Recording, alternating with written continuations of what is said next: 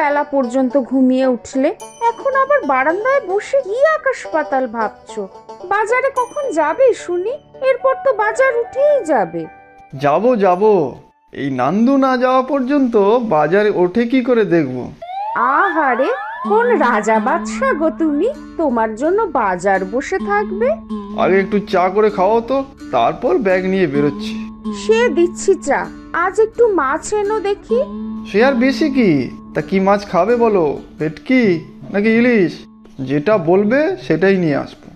এই রোজ তোমার এক নাটক, ভেটকি নাকি ইলিশ? দাম জানো এসব মাছের? ক টাকা আছে তোমার কাছে? আনবে তো সেই পচা রুই, না হলে তেলাপিয়া। কিচ্ছু চিন্তা করো না বউ, এখন বুদ্ধি কাটিয়ে নতুন একটা মতলব বার করেছি। এমন একটা ব্যবসা ফাঁদবো, দেখবে লাভই লাভ। তখন রোজ তোমাকে ইলিশ, পাবদা, ভেটকি মাছ এনে খাওয়াবো। থাক থাক, অনেক হয়েছে। কম দিন তো আর দেখলাম না, কাজকর্মের বালাই নেই, সারাদিন শুধু শুয়ে বসে কাটাচ্ছে, আর মুখে বড় বড় বুলি। আমার বাপের সামান্য কিছু যা জমি জমা ছিল, সেইগুলো দেখাশোনা করেই সংসার চালাচ্ছি। সে তো তুমি ঠিকই বলছো বউ, আমার না গায়ে গোতরে কাজ করতে ইচ্ছে করে না মোটেই।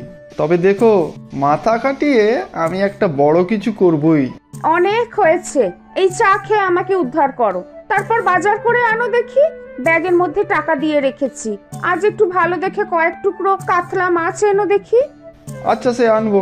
ভাবছি আমাদের পেছনের পুকুরটা এবার কাতলা মাছ চাষ করব। তখন দেখি কত মাছ খেতে পারো। হয়েছে হয়েছে, পুকুর তো না ছাই, ও তো ছোট একটা ডোবা, তাও কচুরি পানায় ভরে আছে। ওতে দু চারটে চ্যাং ল্যাটা যা পাই তাই বেশি। ওখানে উনি করবেন কিনা বড় কাতলার চাষ, তাও ভালো। তিমি মাছের চাষ করবে বলনি? হবে হবে বউ, সব হবে, একটু ধৈর্য রাখতে হবে। দেখবে একদিন আমি সমুদ্রে তিমি মাছেরও চাষ করব। আচ্ছা যাই, বাজারটা তো করে আনি এখন।